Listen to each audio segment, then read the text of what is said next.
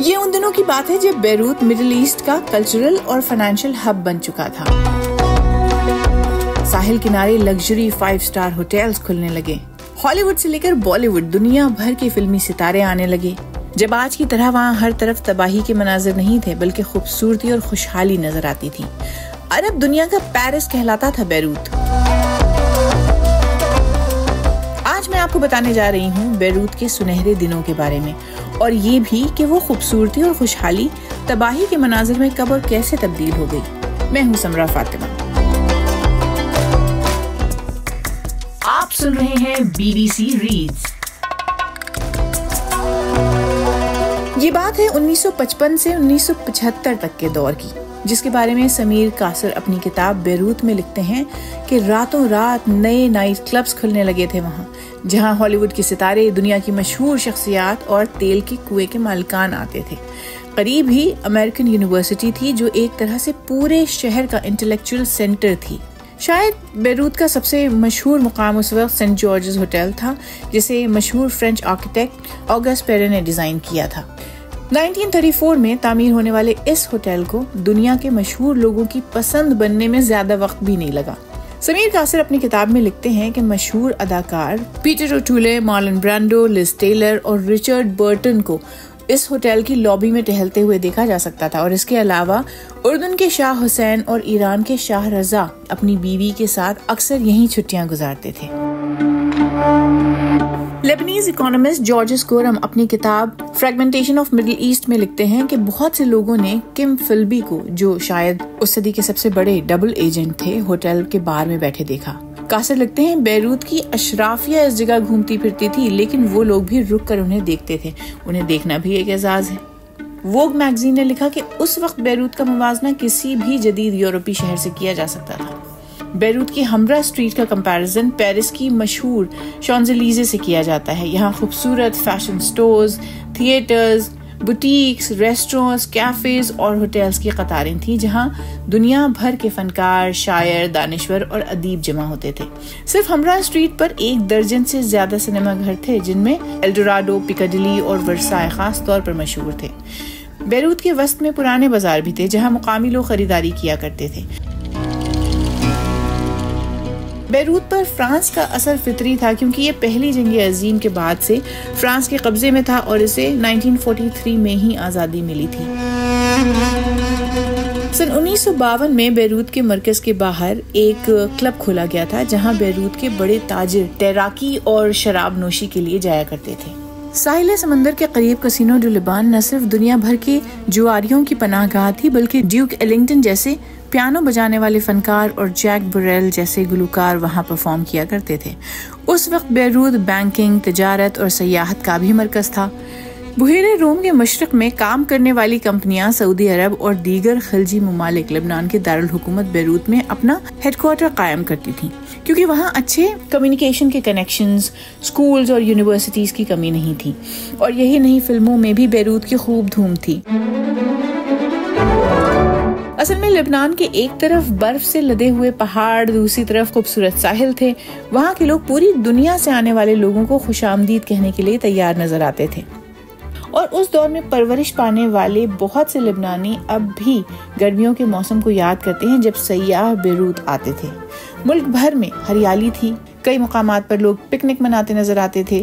60 کی دہائی میں سنیما نے دنیا کے سامنے ایک ایسے دلکش بیروت کی تصویر پیش کی جہاں فلمی ستارے اور جاسوس ٹہلتے نظر آتے تھے۔ سنیما پروڈکشن کمپنیوں کے لیے بیروت کی کشش کی وجہ اس کا لبرل ٹیکس نظام بھی تھا۔ لبنان 50 کی دہائی میں ایک خوشحال ملک ہوا کرتا تھا، اور اس کی بنیادی وجہ اس کی لبرل اقتصادی پالیسی تھی، جس میں سماجی اور اقتصادی ترقی کو زیادہ اہمیت دی جاتی تھی۔ 1965 میں آنے والی فلم 24 Hours to Kill میں بیروت اور اس کے آس پاس کے مناظر کی بہترین تصویر کشی کی گئی۔ اس فلم میں نہ صرف مکی رونی کی اداکاری لاجواب تھی، بلکہ جدید بیروت اور اس کے بین الاقوامی ہوائی اڈے، سینٹ جارجز ہوٹل اور کسینو ڈو لیبان کے دلکش مناظر نے پوری دنیا کے شائقین کو اپنے سحر میں جکڑ لیا۔ اس کے علاوہ secret agent 777، Where the Spies Are، agent 505 جیسی کئی فلمیں بھی بیروت میں فلمائی گئیں، اور پھر شروع ہوا اس سنہرے دور کا اختتام، یعنی آغاز ہوا خانہ جنگی اور اس کے بعد کے دور کا۔ 1975 سے بیروت کا ماحول بدلنا شروع ہوا اور وہاں خانہ جنگی شروع ہوئی۔ اگلے 15 سالوں میں بیروت میں ہزاروں لوگ جان سے ہاتھ دھو بیٹھے اور تقریباً 10 لاکھ لوگ بیروت چھوڑنے پر مجبور ہو گئے۔ بیروت ایک طرح سے شہر کے وسط سے گزرنے والی گرین لائن کے ذریعے 2 حصوں میں بٹا ہوا تھا۔ مشرقی علاقے میں مسیحی جنگجوؤں کا غلبہ تھا، جبکہ مغربی خطہ فلسطینی اور سنی جنگجوؤں کا گڑھ تھا۔ بیروت کے سنہرے دور کے بہت سے نشانات جیسے سینٹ جارجز ہوٹل خانہ جنگی میں تباہ ہو گئے۔ کبھی اس پر ایک لڑنے والے دھڑے کا قبضہ ہوتا اور کبھی دوسرے دھڑے کا۔ 1978 میں شامی فوجی بیروت میں داخل ہوئے جنہوں نے مشرقی علاقے کو اپنی توپوں سے نشانہ بنایا۔ 1982 کی لبنان جنگ کے دوران مغربی بیروت کا ایک بڑا حصہ اسرائیل کے کنٹرول میں تھا۔ اور اب آپ کو اس دور میں لے چلتے ہیں جب فیض احمد فیض نے بیروت میں پناہ لی۔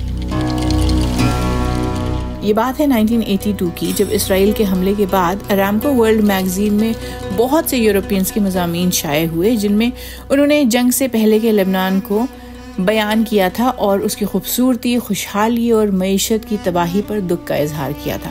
لیکن اس سب کے باوجود بہت سے لوگوں نے مشکل دنوں میں بھی بیروت میں پناہ لی۔ ان میں سے ایک اردو کے عظیم شاعر فیض احمد فیض بھی تھے۔